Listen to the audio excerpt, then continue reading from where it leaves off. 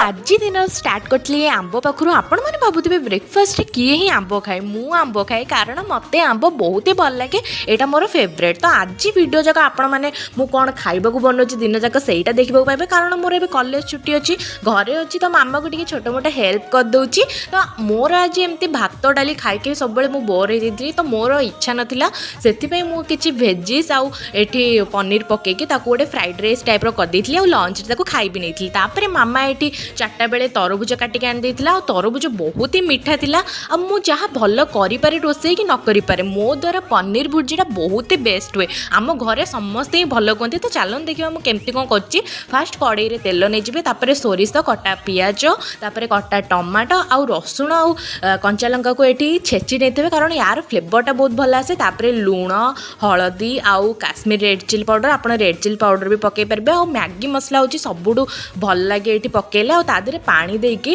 Paneer grade करके रखी आड करदे। तो देखिले ना केते सिंपल वे रेडी होगा आम पनीर भुर्जी। तो मु तो चली खाइबा को। तो देखा गोटे नेक्स्ट वीडियो रे बाय गाइस।